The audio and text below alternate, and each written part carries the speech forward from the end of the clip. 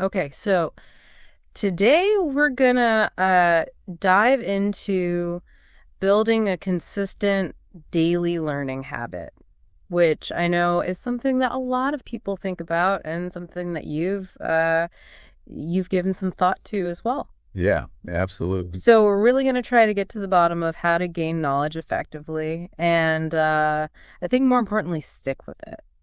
Absolutely. And I think this is something that a lot of us struggle with, right?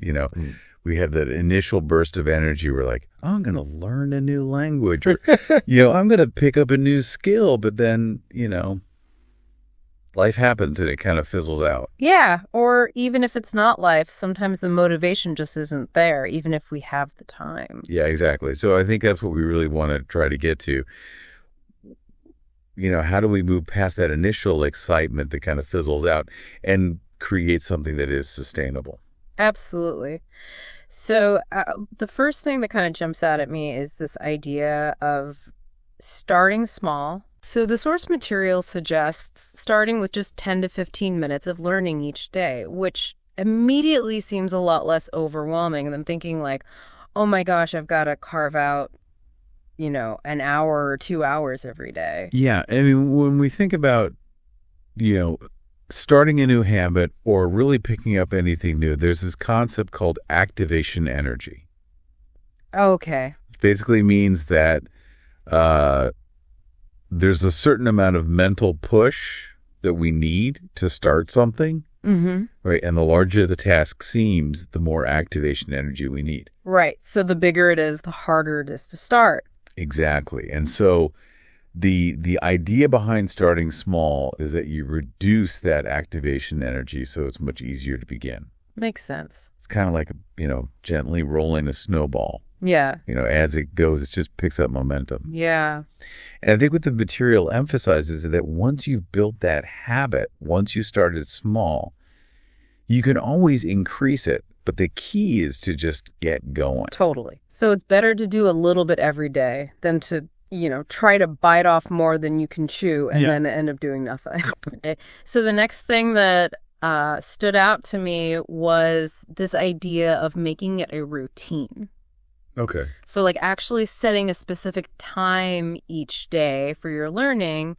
And the example that they use is like maybe alongside your morning coffee or, as part of your evening wind down. Yeah. So it's like building it into an existing routine. Right. And I think the idea behind this is that you're shifting from relying on willpower, which, as we know, can be very fickle, Yeah. to something that's more automatic. Yeah. So, your brain starts to associate that time of day or that particular activity with learning. So it becomes less about, do I feel like learning today? Yeah. And more about, oh, it's 7 meters, time to learn. Yeah, it's like just becomes part of the schedule rather than something you have to like consciously decide to do every time. Exactly. That's really interesting. So the next thing is, and this is something that I struggle with for sure, is removing distractions. Yeah, me too. And they talk about creating a dedicated learning space and actively minimizing interruptions from our phones, social media, all that kind of stuff. Right. They even suggest using focus mode apps. Uh-huh. So how much do you think those kinds of distractions actually impact our ability to learn effectively? I mean, if we think about how our brains work, we only have a limited amount of cognitive resources, right? Like our attention span is not infinite. And so every time we get a notification on our phone or every time we feel that urge to check social media, it's pulling some of that focus away from what we're trying to learn. Yeah, it's like each time you have to pull yourself back to what you were focusing on. Exactly. So by creating a dedicated space and minimizing those distractions, you're basically optimizing your environment to allow yourself to actually concentrate and engage more deeply with the material. Yeah, so it's not just about like, the time that you're spending looking at your phone. It's about how much effort it takes to pull yourself back. Exactly. Interesting. Okay. This next one is all about kind of positive feedback. So it's tracking your progress. Yeah. And The source material says that, whether it's a simple notebook or habit tracker app or just like marking it on a calendar, the act of actually seeing your consistency seems to be a powerful motivator. Uh-huh. Why do you think that is? Like, why is that visual element so effective?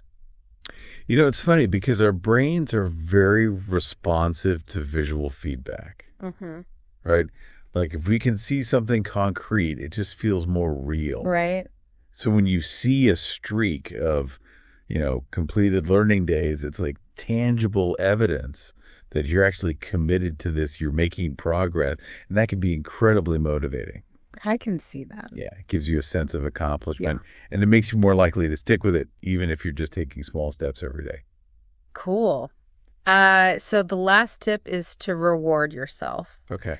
And this is about giving yourself small treats or breaks for hitting certain learning milestones. And I think the idea here is to kind of shift learning from feeling like a chore to something with positive associations. Right. I mean, we all respond to rewards, right? Yeah, for sure. It's kind of built into our biology. Mm. Our brains love that little dopamine hit that we get when we feel like we've achieved something. Yeah. So by incorporating rewards into your learning routine, you're basically tapping into that and making the habit more desirable and more sustainable. Right. So it's like, if you know that after you finish a certain amount of learning, you get to watch an episode of your favorite show or something. Exactly. Or, even just taking a few minutes to do something you enjoy. Yeah. It doesn't have to be a huge reward.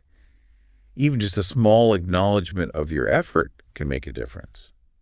Awesome. Okay, so let's bring it all together. So from this source material, the key steps for building a consistent learning habit are starting small, making it a routine, removing distractions, tracking your progress, and rewarding yourself. Right. And I think the overarching theme here is that it's more about consistency than it is about perfection. Absolutely. And I think that's so important because, a lot of times we get caught up in trying to do everything perfectly right from the start. And that can be really overwhelming and it can lead to us just giving up altogether. Yeah, we get intimidated and then we do nothing. Exactly. Whereas if we focus on just showing up consistently, even if it's just for a few minutes each day, those small efforts really do add up over time. That's so true. Okay, so I guess to kind of leave our listeners with a little something to think about, what do you think is the most important takeaway from all of this? I think the biggest takeaway for me is that building a learning habit is not about finding the perfect time or the perfect method. It's really about making a commitment and finding a system that works for you and sticking with it even when it gets tough. Awesome. Well, this has definitely given me a lot to think about. Hopefully you two out there are listening. So yeah, with that being said, we're going to wrap it up here.